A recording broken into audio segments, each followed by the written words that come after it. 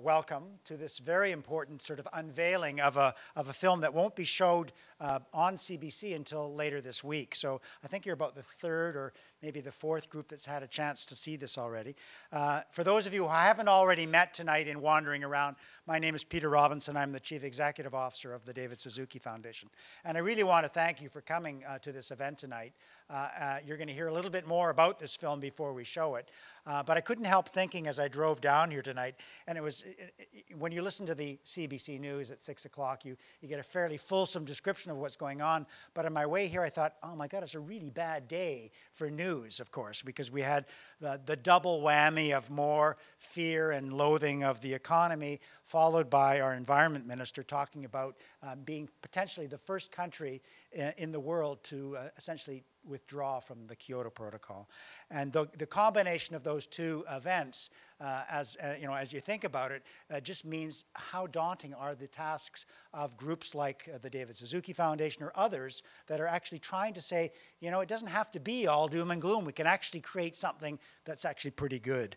And it's usually due to folks like yourselves who come out to events and listen and get active that we're actually able to have that success. So I want to thank you for joining the foundation for this screening of Waking the Green Tiger. And I also want to thank all of our donors who have been coming to these events and continue to support us. Without you, of course, we cannot do the work we do.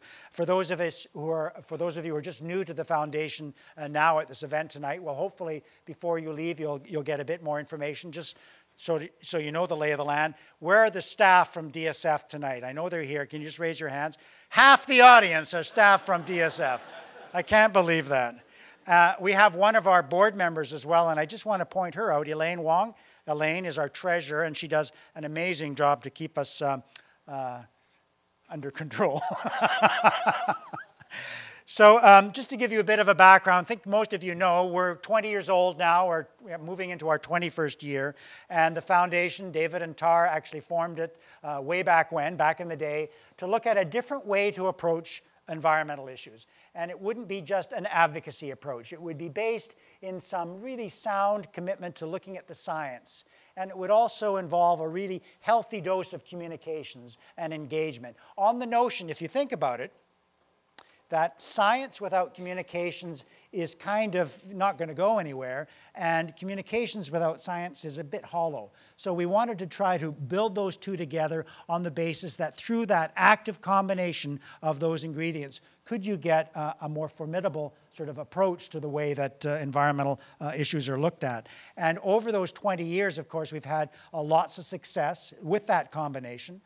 We have now we're followed by about 250,000 people that we send out notes and emails to, and we'll reach another million essentially through some of our outreach activities. We're not a small organization in terms of our outreach. We're small in terms of the number of people that work there and our budget, but certainly our following is large. And I think that's because of the issue of trust. And the reason why the David Suzuki Foundation is trusted is because of Dr. David Suzuki. He has consistently, year over year, voted the most trusted Canadian, and particularly on issues of the environment. And I don't even want to tell you where politicians rate on that scale, but it's certainly nowhere near the top.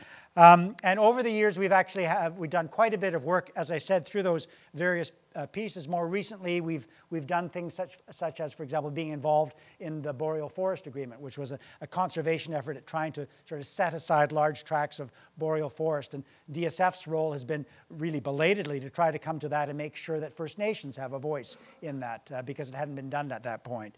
Or working on green belts around big cities like Vancouver and Toronto, and then more lately into Montreal, on the basis that you have a new tool for the way that you stop suburban sprawl by looking at the value that nature provides through ecosystem services to the residents of those cities, or the ongoing work that we do to promote really sound policies on energy and climate, such as BC's carbon tax or the Ontario Green Energy Act. We were heavily involved in the creation of those types of policies. So tonight, this is special not just because it's a film that you have not seen before, but it's also an example of how DSF really tries to do its work. As I said, our ability to outreach and talk to Canadians and get them involved is kind of key to the success of where we're going to be going next. So the story of how local communities are mobilized into action in China is not really that much different from how they're mobilized into action here in Canada. It's about demonstrating that individuals are not helpless in the face of really insurmountable challenges. Local engagement and action are core to the approach that you're going to see tonight in this film, but it's also core to the approach that DSF uses.